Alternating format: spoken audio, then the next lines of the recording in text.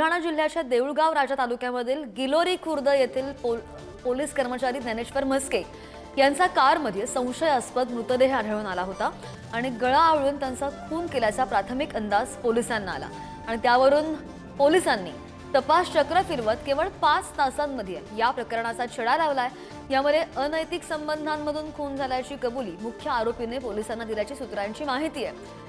बाबासाहेब म्हस्के यांनी जालना जिल्ह्यामध्ये टायगर नामक इसमाला सुपारी दिली आणि त्यावरून टायगर याच्या 2 साथीदारांनी पोलीस कर्मचारी ज्ञानेश्वर म्हस्के यांना एका बारमध्ये दारू पाजली आणि त्यानंतर बाहेर आणून त्यांचा गळा आवळून हत्या केल्याचं समोर आलं उघडकीस आलंय।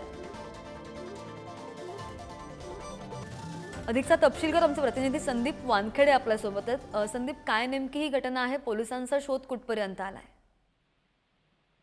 श्रद्धा, आपण जर पाहिलं तर बुलढाणा जिल्ह्यामध्ये एकाच आठवड्यात 2 पोलिसांचा खून झाल्याच्या घटना ज्या आहेत ते समोर आल्या होत्या आणि यामुळे एकच खळबळ जी आहे ती जिल्ह्यात उडाली होती, पोलीस विभागात उडाली होती।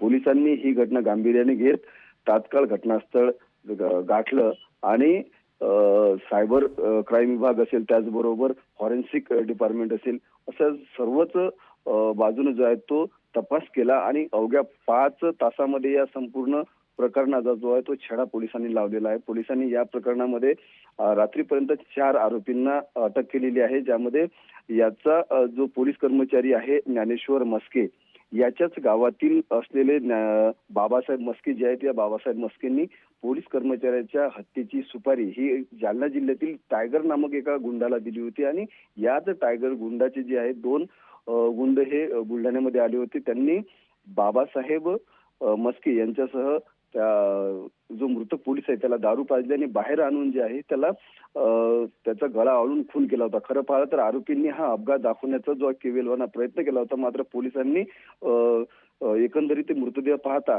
त्याचा घातपात आणि गळा आवळून त्याचा खून झाल्याचं प्रथमदर्शनी निदर्शनास आलं होतं आणि त्याच अँगलने जो आहे तो पोलिसांनी तपास केला। अवघ्या 5 तासात पोलिसांनी 4ही आरोपींना अटक केलेली आहे, त्यांच्यावर गुन्हे दाखल केलेले आहेत। मुख्य आरोपी जो आहे बाबासाहेब म्हस्के यांनी दिलेल्या कबुलीप्रमाणे या संपूर्ण प्रकाराला जे आहे, घटनेला जे आहे, हे अनैतिक संबंधाची किनार असल्याचं बोललं जातं आणि यामध्ये काय कारवाई होते हे सुद्धा पाहणं महत्त्वाचं असेल। मात्र आठवड्याभरात 2 पोलिसांच्या हत्या, जर पोलिसच सुरक्षित नाहीत तर सामान्यांचा काय हा प्रश्न आहे। धन्यवाद तुम्ही दिलेल्या माहितीसाठी।